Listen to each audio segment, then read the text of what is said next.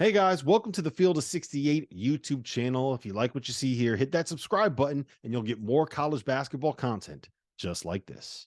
Wyatt Bishop, I see you in the chat. Go Cats, baby. Hashtag BBN. We hear you. We know Big Blue Nation. When the calendar turned the page, I would argue, Robert, there's not a single fan base that has a bigger march than Big Blue Nation, because they could be in the Final Four. They could lose in the second round, and I wouldn't be surprised. I would not be surprised by either. I'd probably be a little bit more surprised if they exit in the second round. But my point is, Big Blue Nation, you've been waiting a half decade for this. Now's your time. Yep. Mm-hmm. I will say this, Fanda, because I want both of your opinions on this. Reed Sheppard's awesome. Yeah, Reed Sheppard is awesome, and we'll have a conversation about him not starting here in a second. Because Kyle Tucker, the Athletic, had a good story with some really interesting insight into this. But I do want to say, if you would have asked me a month ago, what's more likely, Kentucky losing in the second weekend, or I'm sorry, Kentucky losing in the second round, or Kentucky making a Final Four, I would have said probably no shot they make a Final Four at this point, and I think there's a real shot that they don't even get to the second round. And they can get picked off in the first round of the tournament. And now, after like the last 5 games, and I know they had the loss at LSU where they kind of gave away that lead, but I think that I am now at the point where I'd be significantly more surprised to see them lose in the first weekend and not get to the Sweet 16 than I would them getting to the Final Four. I think they're like, I don't know if there are 5 teams that are more dangerous than them right now, Tio. The way that they've kind of figured things out on the defensive end, they're not great, but I don't think they got to be great. I think they have to have 10-minute stretches where they are great, because you're not going to be able to put up 95 with them every single night if they have 10 minutes where they can really, really get down and guard. It's going to be a real test of Kenny Pom.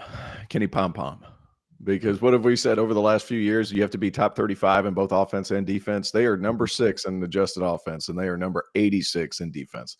But there are stretches, gentlemen. There are stretches where they look like they could have the best defense in college basketball. There are stretches when that happens. That is what is so, if I'm a Kentucky fan, encouraging about going forward. But they just have guys, and they have one guy in particular. And we talked several times before this season, guys, and we were like, man, he's talking a lot about Dillingham and Wagner and all these other guys that he's bringing in. He hasn't even mentioned Reed Sheppard. Hadn't even mentioned him. He's the biggest winner of that group. The more he plays, the better they are. And how he's not starting is beyond me. But that's neither here nor there. They figured something out in how they're going to win games. It's not who starts, it's who finishes. And Reed Sheppard finishes. Go, Fanta, go, go. Can we have some March fun to tip off the month? Because this is the perfect. You guys are the perfect pair to help me out here. Okay. If you're watching in the chat, if you're watching on X, I want you to comment your answer.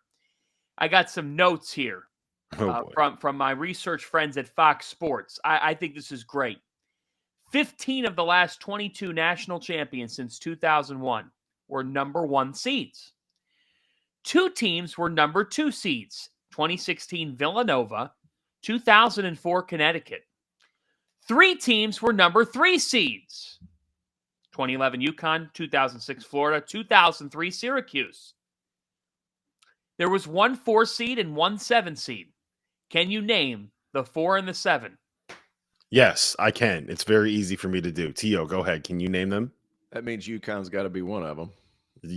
Not just one. Both. Yes. Yep. Both. Why is that interesting to me? The reason being is that, we're in for madness. We'll get it. We'll get plenty of it.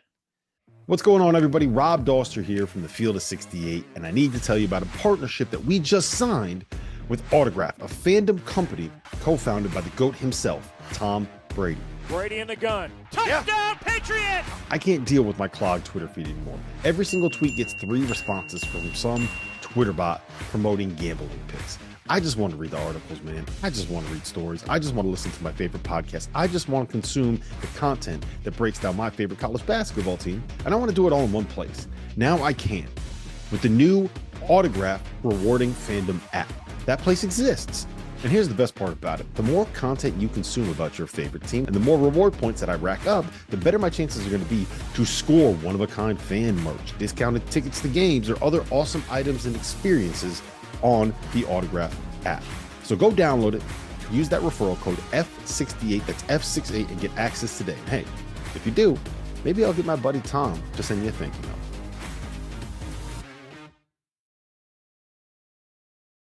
Thank you for watching the Field of 68. If you've enjoyed what you've seen here, hit that like button, share this link with your friends, or check out the description for some other places that you can consume Field of 68 content.